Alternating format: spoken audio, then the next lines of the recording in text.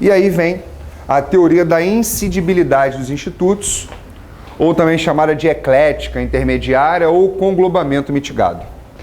Né? Ah, mas como é que eu vou saber? É porque cada doutrinador adota o nome, entendeu? O Carlos Henrique, por exemplo, adota a teoria da inclinabilidade dos institutos. Maurício Godin já fala do conglobamento mitigado, né? E assim vai. Né? O Gustavo Felipe já fala da teoria eclética. Aí eu já resumi aqui para vocês, tá? Do jeito que for vislumbrado na sua prova, você já sabe o que é. Aqui é uma coisa interessante. Por quê? Eu não posso pegar um instituto, vamos imaginar aqui, ó, esse instituto A, do acordo e da convenção. Como é que seria, tá, essa teoria do conglobamento mitigado? Eu iria pegar desse instituto que estão previstos nas duas normas, parte daqui para favorecer o trabalhador. Olha que loucura. Aí o aplicador do direito vai virar legislador. Deu para entender ou não, gente? Olha só, eu tenho o Instituto A. A gente tem um exemplo ali, a gente vai ver, de questão de remuneração por tempo de serviço, adicional por tempo de serviço. Eu pego o Instituto A dos dois e o que for mais benéfico de cada um deles eu aplico. Então, na verdade, o que eu estou fazendo? Eu estou cindindo o Instituto, eu estou dividindo. Tranquilo? Aí, olha lá. Essa teoria aduz que existindo duas ou mais fontes regulando a mesma matéria, não se leva em conta cada um dos seus dispositivos ou cada norma em seu conjunto, mas sim os institutos do direito do trabalho. Ok? Assim, seria possível combinar diversas normas, sempre levando em conta os institutos do direito do trabalho contidos em cada um desses diplomas normativos. Olha o exemplo para facilitar. Se um acordo coletivo prevê pagamento de adicional por tempo de serviço a cada ano, anuênio, de 1% sobre o salário, e uma CCT prevendo adicional a cada triênio de 6%. Obviamente, a cada ano teremos o quê? 2%, não é isso? Hein, gente?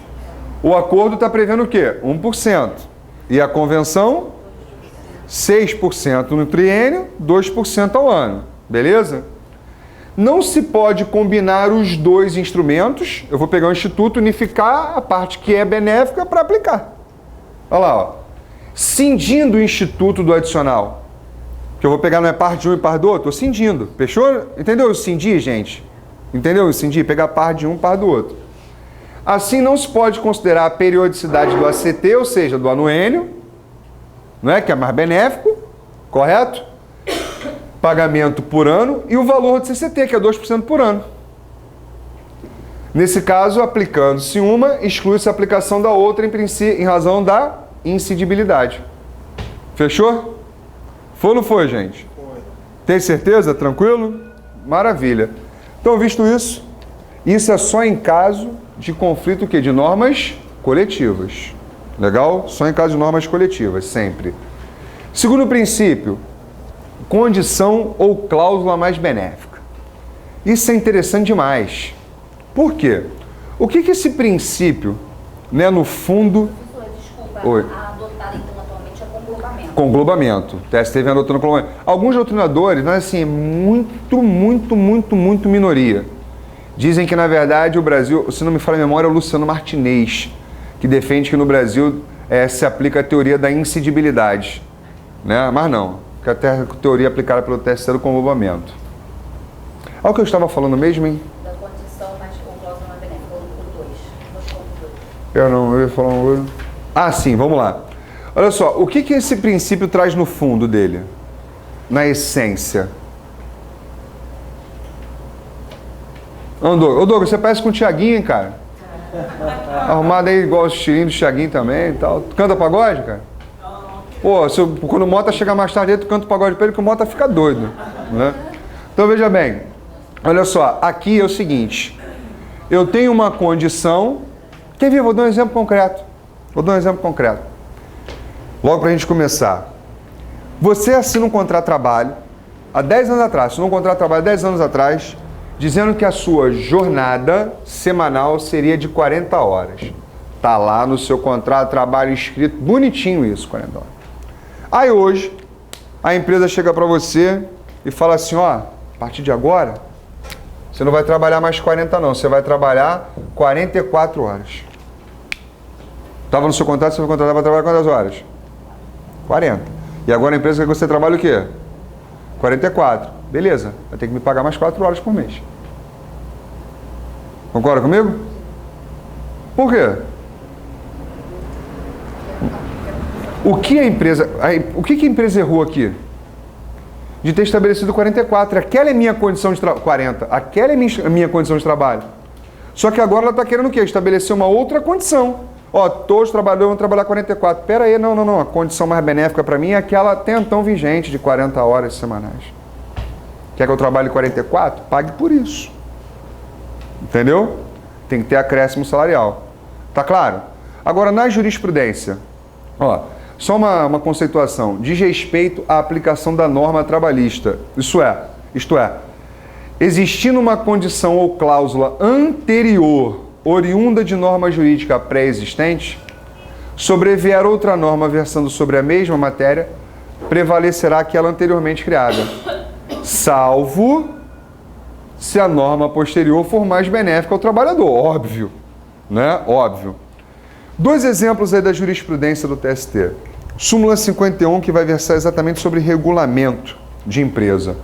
Olha só, gente, imagina o seguinte, eu estou lá na minha empresa e eu recebo todo dia um vale coxinha, que é para fazer um lanche.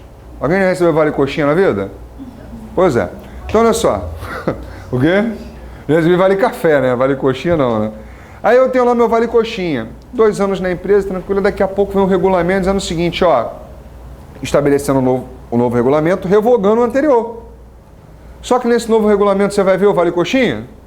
Não vai. E eu pergunto, eu, que estava acostumado com a minha coxinha, todo dia, vou continuar tendo minha coxinha ou não vou? Vai. Estou dando um exemplo esdrúxulo, entendeu? Mas para entender a aplicação aqui da súmula 51. É simples assim, ó, gente. Vamos lá. Num esquema, né, bem objetivo. Se eu fui contratado em 2010, minha admissão em 2010. Aí em 2011, tem um regulamento de empresa. Eu vou ser beneficiado por esse regulamento de empresa? Se não tinha regulamento, está sendo criado um regulamento agora. Vou ser beneficiado por ele? Vou, pelas condições ali previstas, ok? Só que, em 2015, o que o empregador fez? Um novo regulamento revogando esse anterior. Onde? Nesse aqui, existia o tal do vale coxinha. Nesse aqui, sem vale coxinha. Esse regulamento vai ser aplicado? Vai, mas para quem for contratado, daqui em diante. Para quem já estava com o contrato de trabalho em vigor, eu vou continuar aplicando o quê? Aquele regulamento anterior, porque a condição é mais benéfica. Tranquilo, gente? Legal? Agora, pode ser que eu opte por renunciar a este, aderindo a esse. Aí, obviamente, né, eu não vou ter mais essas condições. Olha lá, ó. Súmula 51. As cláusulas regulamentares que revoguem ou alterem vantagens deferidas anteriormente só atingirão os trabalhadores admitidos após a revogação ou alteração do regulamento. Beleza? 2. Havendo a coexistência de 2 regulamentos da empresa, que é simples. Pode ser que o empregador estabeleça esse novo regulamento aqui e não revogue o anterior. Concorda? Aí eu vou ter o quê? 2 regulamentos. Olha lá.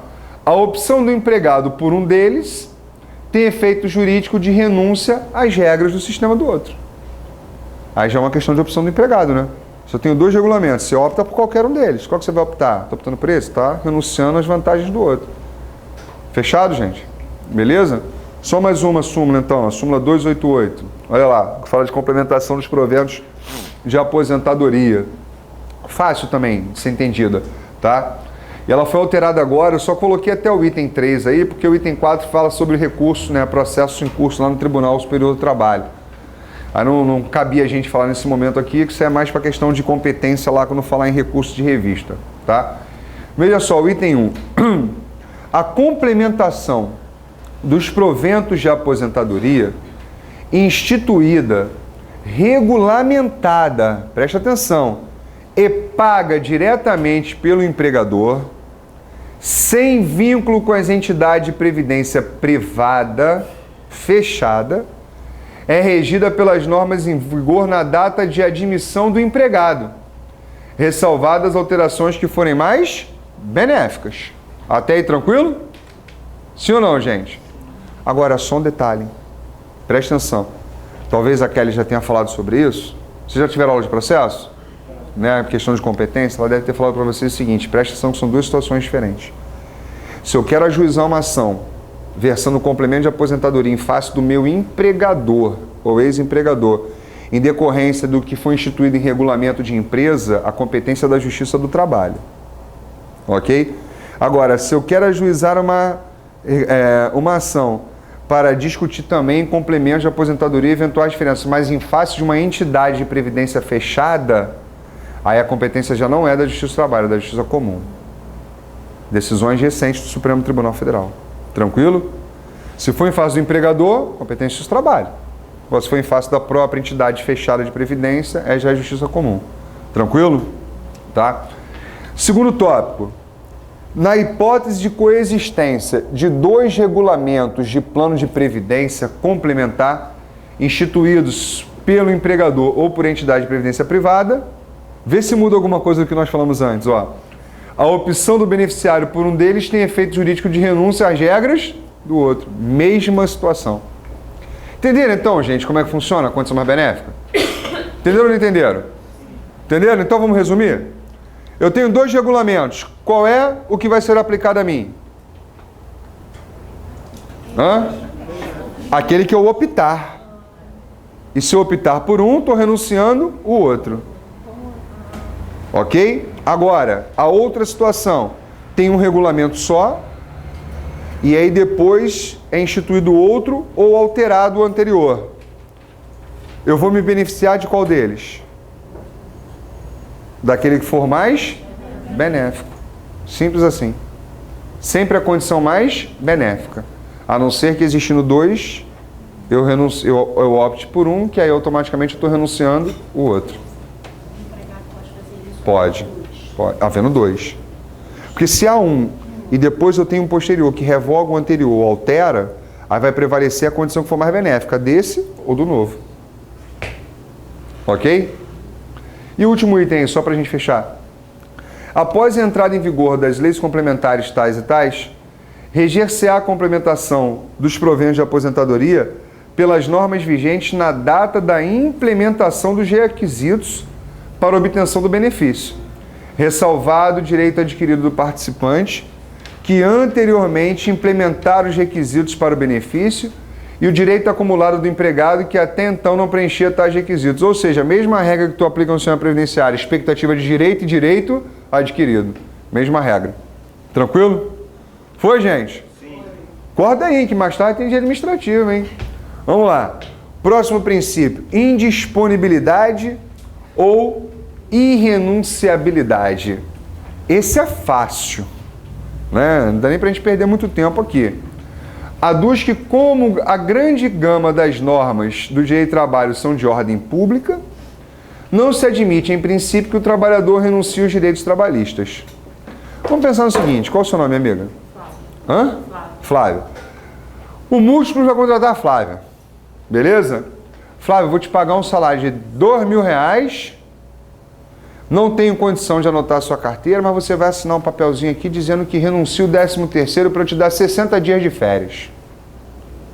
Aí a Flávia, pô, mas não ou assina ou a fila anda, não é? E aí o que você vai fazer? Assina, esse documento vai ficar guardado lá no múltiplo e tudo mais, não é isso? Aí depois de 2 anos você vai na Justiça do Trabalho pedir reconhecimento de vínculo, não é isso? Inclusive pedir o 13º. Inclusive pedir o 13º. Aí o que o múltiplos vai fazer? Aí vai depender do advogado que o Ruas contratar. Não é? Porque ou ele pode negar o vínculo, não é isso? Ou ele pode admitir o vínculo e juntar aquele documento dizendo que ela renunciou. Aí tá dando 2 tiros assim no pé. Pá, pá. Porque, veja bem, a renúncia dela tem algum efeito? Por que não? É irrenunciável. O direito do trabalhador é irrenunciável. Ok? Aí sabe o que vai acontecer, Flávia? O múltiplo vai ser condenado a anotar sua carteira de trabalho e te pagar o 13º do período trabalhado. Fecha os ouvidos aí, tá? Entendeu? Tá ligado, né? Essa aula interessa, né? Entendeu como é que funciona? Aí você vai perguntar, mas peraí, Fagner, mas eu compensei com as férias, não foi? Não. Sabe, já ouviram falar no ditado, quem paga mal paga 2 vezes? É isso, né? Então você vai entender o seguinte, que os 60 dias de férias foi mera liberalidade, porque vai ser condenado a pagar o 13º do período. É, Jaqueline. Ó, pasme, mas é isso. Beleza? Então, um exemplo na jurisprudência, senhores. Súmula 276 do TST, irrenunciabilidade do aviso prévio. Ó, o direito ao aviso prévio é irrenunciável pelo empregado. O pedido de dispensa de cumprimento não exime o empregador de pagar o respectivo valor, salvo comprovação de haver o prestador de serviço obtido novo emprego. Que é simples também, né? Imagina o seguinte, qual é o nome da senhora mesmo? Simone. Você é minha empregada. Aí eu lhe dou um aviso prévio. Olha, eu não quero mais você trabalhando, né? Te dou um aviso prévio para você cumprir. Aí você chega para mim e fala assim, Fagner, me dispensa desse aviso prévio aí. Ok, dispensei. Só que o te dispensar do aviso prévio não significa dizer que eu não tenho que pagá-lo. Porque o aviso é irrenunciável, ok?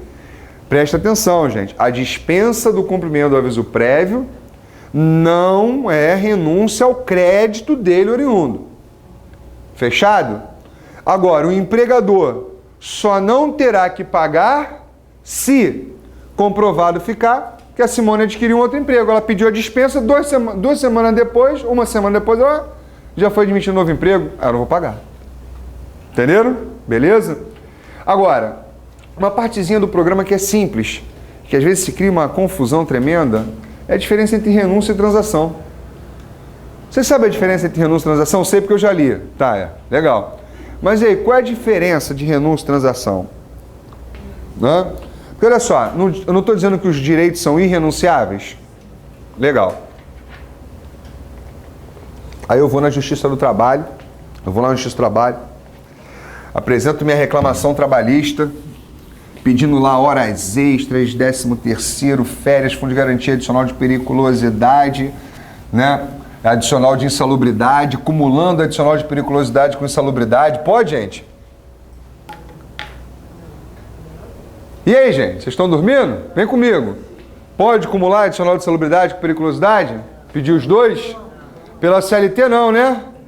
Pois é, mas a CLT é vestuta, velha. E eu posso, sim. Olha os princípios aí, senhor. O princípio revoga a regra. Não esqueça. E o TST hoje está reconhecendo, sim, que é possível acumular. E é óbvio, isso é justiça, isso é dar dignidade à pessoa humana. Se eu trabalho sob as 2 condições, eu tenho que receber, mas a gente vai falar no momento oportuno, né? Para te explicar como é que você vai responder isso em prova, dependendo de como cai. Então, olha só. Eu estou lá na Justiça do Trabalho, movendo minha ação pedindo horas extras, ok? Horas extras pelo intervalo intra-jornada não concedido, aquele de no mínimo 1 hora e tal. Estou pedindo também 13º, estou pedindo férias vencidas e proporcionais, todas com acréscimo de 1/3, ok? Estou pedindo aviso prévio, estou pedindo adicional de periculosidade, enfim, estou fazendo um monte de pedidos. Chega na audiência, né? Qual é a primeira coisa que o juiz fala quando abre a audiência? Primeiro dá bom dia, né?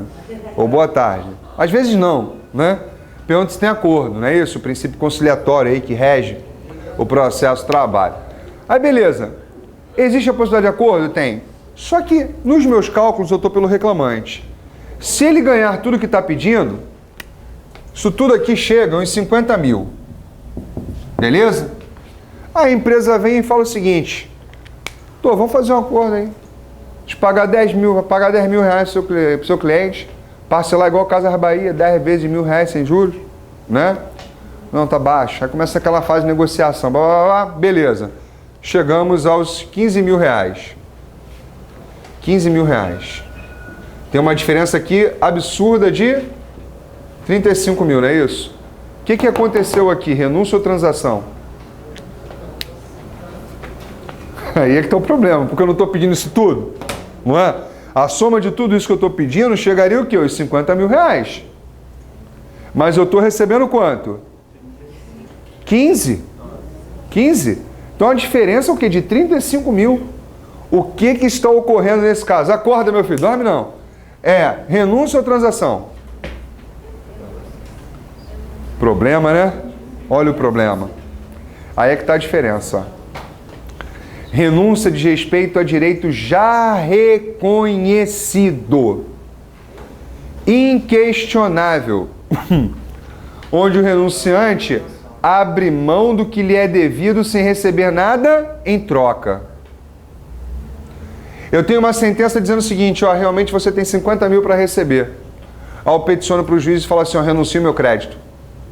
Isso é renúncia. O direito já está reconhecido, o valor já está liquidado, e eu estou abrindo mão de tudo, não vou receber nada em troca. Isso é renúncia. Entendeu? Agora, aqui nesse momento, você sabe realmente se você vai ter a procedência de todos esses pedidos? Não, então isso é o que nós chamamos de coisa duvidosa.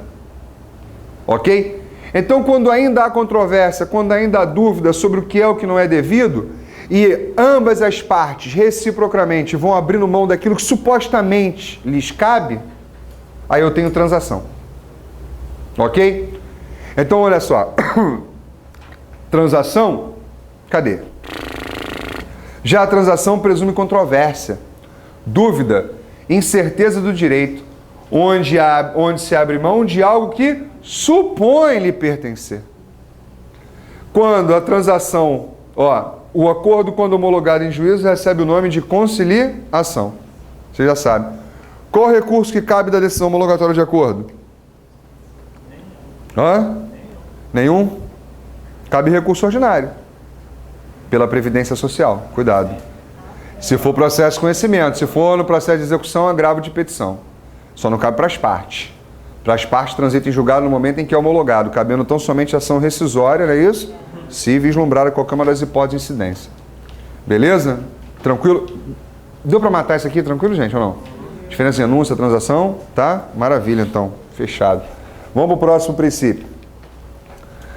Continuidade da relação de emprego. Isso é uma maravilha. Isso é uma maravilha. O contrato de trabalho tem uma característica fundamental, que é a sucessividade.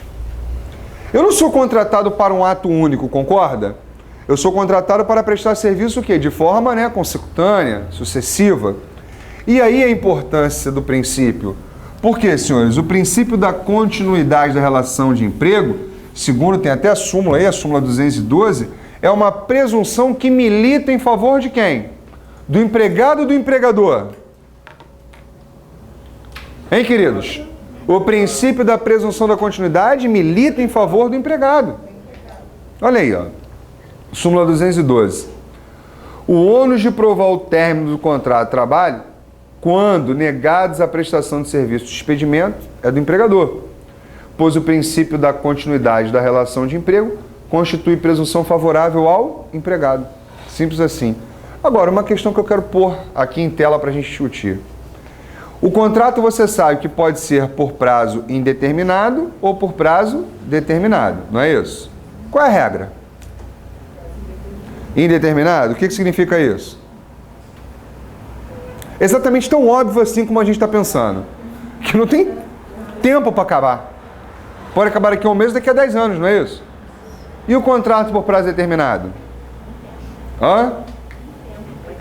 Não é? Tem o diz a de quem, o dias a qual e o dias a de quem, não é isso? Ele é a termo. Eu tenho o dia do início e o dia do fim. Me dá um exemplo de contrato a prazo determinado.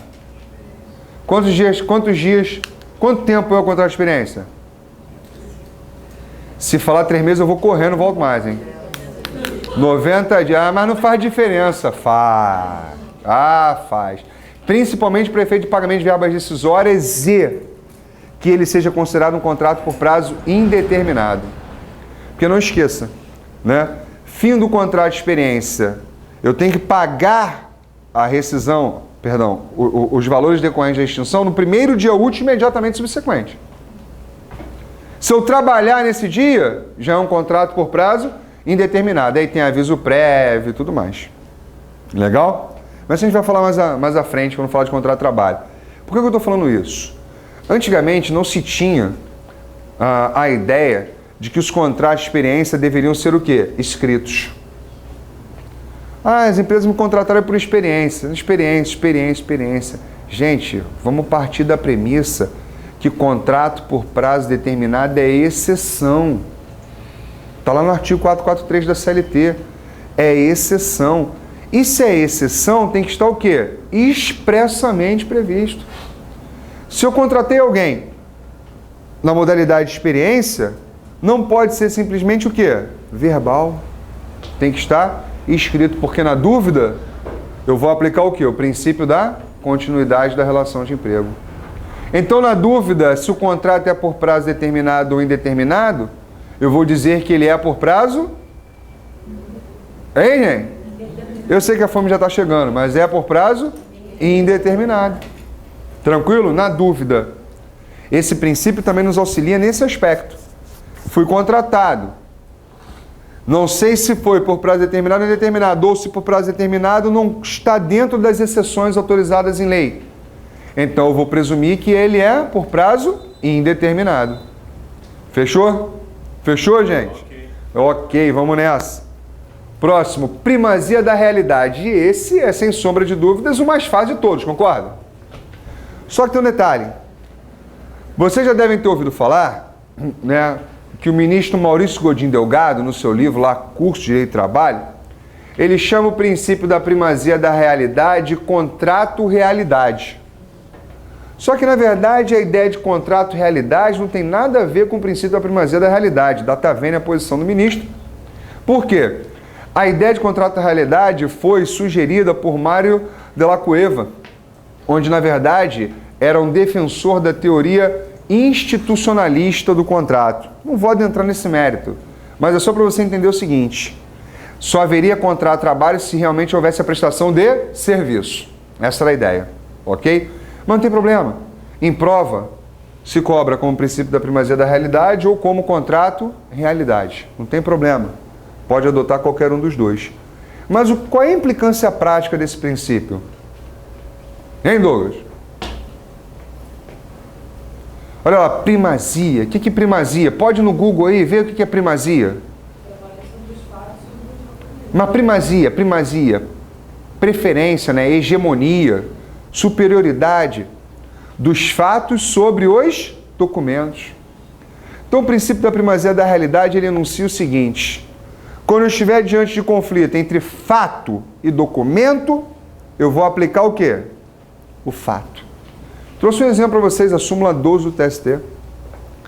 As anotações constantes na carteira de trabalho apostas pelo empregador geram presunção relativa de veracidade e não presunção absoluta. Então, o que o empregador escreve é o que é? Não necessariamente. Pode ser, mas não necessariamente. Olha que legal. Eu fui contratado para ser vendedor. Consta na minha carteira R$1.000. Mas não consta as comissões de, sei lá, 3%. Isso aqui é o chamado comissionista misto, né? Salário mais comissões. Isso é importante para efeito de alguns cálculos, nós vamos ver mais à frente, tá? É diferente do comissionista puro. Comissionista puro é aquele que só recebe o quê? Comissões, mas sempre assegurando o salário mínimo, né? Mas depois te esmiuça isso aí melhor. Então veja bem, o sujeito recebe 1.000, tá lá na CTPS dele, anotado na CTPS dele, para ser vendedor. Só que por fora, sem contabilização, ele recebe o quê? Mais 3% das vendas. Beleza? Pega o dinheiro, pum, toma mão, 3% da venda. Todo mês, tá. Depósito sem conta nada, todo mês na mão, sem recibo, sem nada. Legal? 2 anos depois ele é demitido. Ele ajuiza uma reclamação na Justiça do Trabalho, requerendo que o juiz declare por sentença que ele recebia por fora o valor X, aí vai fazer a média, né, anual lá, a média do decimal, para que tais valores sejam considerados como, né, integrantes aqui, e calcular os valores lá devidos que ele vai pedir na reclamação trabalhista dele. Aí eu lhe pergunto, qual vai ser a defesa da empresa? Tudo bem, cara? Beleza. E aí, qual vai ser a defesa da empresa? Eu nunca paguei nada por fora não, tá louco? Tá maluco, nunca paguei nada por fora não. E aí, como é que vai ser agora? O reclamante fala que pagava por fora e a empresa fala que não pagava nada por fora. E agora, como é que faz?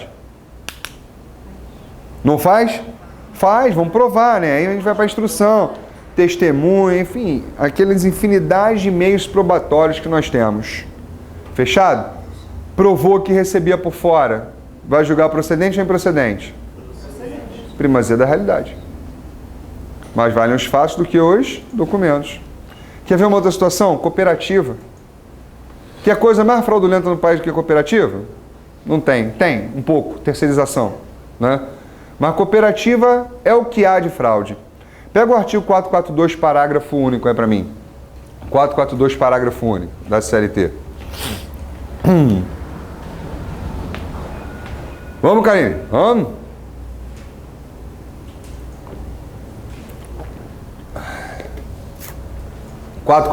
Parágrafo único. 442 caput vai falar, o contrato de trabalho corresponde à relação de emprego, não é isso? Agora eu quero o parágrafo único, ó.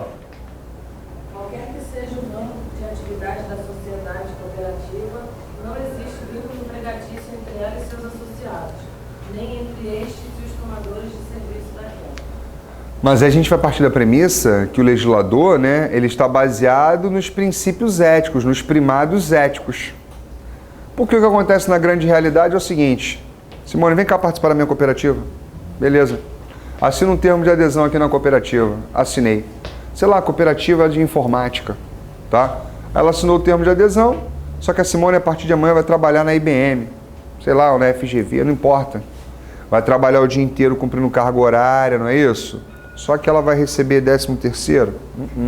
Férias? Não. Aviso prévio? Carteira anotada? Não. Ela é associada à cooperativa, não é isso? Mas ela recebe ordem, saláriozinho todo mês. Senhores, ela é cooperativada? Isso é fraude. Isso é fraude. Ali, obviamente, o legislador está falando de cooperativas que agem dentro dos parâmetros legais. Isso aqui é fácil de afastar. É só fazer duas perguntas para ela. 2 perguntas. Né? Você, por acaso, participava das assembleias? Não. Você, por acaso, recebia igualmente aquilo que era angariado pela cooperativa? Não. Então, acabou. Não é cooperativada. Foge, né, o princípio do cooperativismo. Vou na Justiça do Trabalho buscar vínculo empregatício. Se for o caso, até com aquele que tomava os serviços.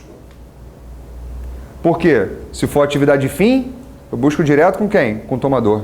Que é uma terceirização ilícita. Entendeu? Desde que não seja administração pública, né? Que aí não cabe. Aí tu busca realmente só subsidiária. Deu para entender, gente? Tranquilo? Fechado? O outro princípio. O princípio da razoabilidade. É um princípio implícito. Eu já até citei ele aqui com vocês, tá? Vou até passar por ele, que a gente já falou o exemplo que eu citei. Aplicar de forma específica, né? Casuisticamente, em cada caso. Quando eu quero falar específica, é de caso a caso. Ok? Em especial na interpretação de situações jurídicas fáticas que ordinariamente acontecem. Esse é o melhor exemplo. Não é razoável que o empregado tenha pedido demissão, né, ou abandonado o emprego. Beleza? Até porque abandono de emprego também me pode justa causa, né? E o ônus da prova é de quem quando se alega justa causa? Do empregador. Tá vendo? Vocês estão tinindo em processo. Muito bom. Princípio da boa-fé. Esse é maravilhoso. Decorre do postulado ético que deve reger as relações jurídicas, em especial considerando o caráter tutelar do direito do trabalho. Assim, há deveres recíprocos das partes para o fiel cumprimento das condições e obrigações ajustadas antes, durante e após a extinção do contrato de trabalho. Vamos dar um exemplo de antes. Você vê lá Ai meu Deus, a palavra está fugindo. No jornal, como é que é o nome? Você se candidatava, anúncio. Vai lá um anúncio de emprego. Vários benefícios, né? Plano de saúde, vale transporte, blá, blá, blá, blá, blá, blá, blá. Aí você se entrega ao processo seletivo, né? Passa no processo seletivo, te liga, você foi contemplado, traz carteira de trabalho, aquela coisa toda. Beleza, aí tá a carteira de trabalho, primeiro mês. Cadê meu plano de saúde? Não, ele está acertando. Segundo mês, cadê meu plano de saúde? Está acertando, está acertando. Não tem porcaria nenhuma de plano de saúde. Violou qual princípio? Boa fé. Entendeu? A questão de prova é assim. Princípio da boa fé. Quer ver uma outra? É o exemplo que eu trouxe, se não me falha a memória. Forjar uma justa causa. Tem empresa que está aplicando advertência sem ter motivo, suspensão sem motivo. E, né, para observar a gradação das penalidades, né, justa causa. Só que não tinha motivação necessária para aquilo. O que o empregado? Aplicar uma justa causa de forma indevida viola a boa fé. Viola a ética que deve reger as relações entre as pessoas. Ok? O que essa pessoa faz? Vai na Justiça do Trabalho, consegue a anulação da justa causa e por violação à boa fé, obviamente, vai sofrer violação à imagem, tudo, pede o quê? Uma indenização por danos morais. Beleza, gente? Tranquilo? Esses outros dois princípios, eu vou falar mais a fundo sobre eles à frente. Né? O princípio da inalterabilidade contratual lesiva está previsto lá no artigo 468 da CLT. Se você analisar, ainda que brevemente, o artigo 468, você vai perceber que ele diz o seguinte, né? Só serão válidas as alterações contratuais se houver mútuo consentimento e desde que não cause prejuízo ao trabalhador, ao empregado. Então, são duas as condições para que eu tenha alteração. A gente vai falar de jus variante, jus variante ordinário, extraordinário, ok? Com mais carinho e atenção. Mas o que importa efetivamente é o seguinte, é possível alteração no contrato de trabalho? Sim. Desde que por mútuo consentimento e mesmo que por mútuo consentimento não cause prejuízos ao empregado, direto ou indireto, financeiro ou moral. Agora vamos falar de rebaixamento, promoção, se o empregado pode ou não pode recusar uma promoção, enfim, né, tem várias questões aí subjacentes a isso, tá? E a intangibilidade salarial, que é previsto no artigo 462 da CLT e artigo 7º, inciso 10 da CF. O artigo 7º, inciso 10 da Constituição Federal diz o seguinte: proteção do salário na forma da lei, constituindo crime a sua retenção dolosa. Então, retenção dolosa de salário é o que, gente? E aí? O que é? Retenção dolosa de salário. Na verdade, é quando o empregador tem disponibilidade financeira para fazer, ele não faz porque não quer. Entendeu? No meu ponto de vista, eu tenho até um artigo publicado sobre isso. No meu ponto de vista, ele é devedor de alimentos. Caberia até a prisão dele. Entendeu? Mas, enfim, né? A outra ideia que você tem aqui é do 462. O empregador pode realizar descontos no salário do empregado? Pois é, em regra não. Este é o princípio da intangibilidade. Na verdade, ele protege, né, o salário do empregador contra as investidas arbitrárias do empregado, né? O salário do empregado contra as investidas arbitrárias do empregador e até mesmo de terceiros credores daquele empregado. O salário pode ser penhorado?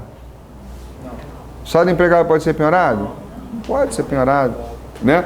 Agora, a gente tem que tomar cuidado. É possível haver descontos no salário do empregado? Sim. Previstos em lei e autorizados por ele. Não é isso? Previstos em lei e autorizado por eles. Contribuição sindical não é devida? É previsto em lei? Pode? Pode, né? INSS, contribuição, né? Aí é autorizado por ele, né? Porque ele tem que aderir, porque ele pode não querer o plano de saúde também, né? Vale transporte também tem que ser autorizado, né? Agora, existe a possibilidade de desconto em razão de danos causados pelo empregado. Isso é importante observar. Lembrem que o dano pode ser o quê? Doloso ou... Isso aí. O dano pode ser doloso ou culposo. Qual dos dois o empregador pode descontar? O culposo não? Só se houver previsão no contrato. Isso aí. O doloso ele desconta independentemente de qualquer previsão, porque a lei autoriza. Agora, o culposo só se houver previsão. Quer ver? Leia para mim o artigo 463 da CLT. 463. Não me falha a memória. 463. É isso aí, gente. Que a moleza vai assistir ao direito administrativo. A prestação em espécie do salário... Ah, então não é esse não. Então não é esse não. Então não é esse não. Vê se eu, acho que é o 462 mesmo. 462, parágrafo único. Vê se tem. Não tem? Só tem o caput? Então vamos lá. A gente vai achar no 462. Pode ter certeza que a gente acha. Lê o caput para mim, por favor. Ao empregador é vedado efetuar qualquer desconto no salário do empregado, salvo quando este resultar de adiantamentos, de dispositivos de lei ou de contrato coletivo. E por falar em adiantamento, a lei prevê adiantamento? Que o empregador é obrigado a antecipar metade do salário no meio do mês? Não prevê. Isso é um costume. Entendeu? Aí, ó, a lei, obviamente, determina que se adiantar, chamado vale, né? Aí tem que descontar lá no final do mês. Agora é o parágrafo primeiro. É o parágrafo primeiro, Karine. Ó. Em caso de dano causado pelo empregado, o desconto será lícito desde que esta possibilidade tenha sido acordada ou na ocorrência de dolo do empregado. Conseguiu interpretar? Vamos interpretar contrário do senso? Se o dano for doloso, ele pode descontar independentemente de previsão contratual. Ou seja, se não for doloso, tem que ter previsão contratual. Logo, estamos falando o quê? De dano causado na modalidade culposa. Tranquilo? 462 e o parágrafo primeiro. 462 e o parágrafo primeiro. Tranquilo então, gente? Até aí? Tranquilo? Então vamos aqui, ó. Só uma questãozinha. Pra gente finalizar, almoçar, ficar em paz, não relaxado. Olha só, como é simples. A relação objetiva, evidenciada, olha que legal, pelos fatos, define a verdadeira relação jurídica estipulada pelos contratantes, ainda que prevista de forma diversa em documento firmado pelas partes. Trata-se do princípio... Olha aí. Vocês já ouviram falar de pejotização? O que é pejotização? Eu sou uma questão de prova, pejotização, meu Deus, nunca ouvi falar nesse negócio na vida, sabe? Pejotização. É simples. Você é meu empregado, beleza? Só que teu custo é alto. Vou só dar um exemplo para vocês. Se eu te contrato por 3 mil, meu custo é 6. Praticamente. Entendeu? Praticamente é isso. É um pouco menos. Não é só uma ideia. Só que eu quero te pagar quanto? 3, só que o meu custo contigo é muito alto. O que eu faço? Mando embora ou ainda te contrato, mas faz o seguinte, abre uma PJ. Correto? E você vai trabalhar, vou te dar 3, desconto com relação ao imposto por tua conta, vou te pagar 3, né? Tudo é por tua conta. Vou te pagar 3, eu não vou ter mais aquele plus, né, de despesas que eu tinha de natureza tributária e tudo mais. Só que isso não é bem visto pela Justiça do Trabalho. E o que a Justiça do Trabalho faz? Reconhece vínculo. Entendeu? Quando eu tenho uma pejotização malversada, como é o caso. Exatamente o quê? Porque está burlando as normas trabalhistas. E aí a gente vai lá no artigo 9º da CLT. O artigo 9º da CLT diz: é nulo de pleno direito. Vê lá para mim, por favor, artigo 9º da CLT, é nulo de pleno direito. Ah, Fagner, então pode ser nulo? Não, só vai precisar de pronunciamento judicial, mas é nulo, ab initio, desde o início. Vai ter, isso é nulo, não é anulável, é nulo. Então tem efeito que ex tunc. É nulo. Serão nulos de pleno direito os atos praticados com o objetivo de desvirtuar, impedir ou fraudar a aplicação dos preceitos contidos na presente configuração. Beleza? Tranquilo, gente? Alguma dúvida? Nenhuma? Tudo em ordem? Tem certeza? Não esqueçam, qualquer dúvida, tá? Manda lá pro e-mail. Se vocês quiserem também, podem curtir lá a minha fanpage, né? Professor Fagner Santos. Por lá também pode tirar dúvidas se quiser. Eu peço que curtam a fanpage para dar uma moral lá, né? Se puderem avaliar também, eu agradeço. Lá tem dicas, vídeos, questões, tem um monte de coisa. Só você ter paciência de ir olhando lá, né? Beleza? Gente, até a próxima aula então. Saúde e paz para todos. Estudem, tá? E bom final de semana.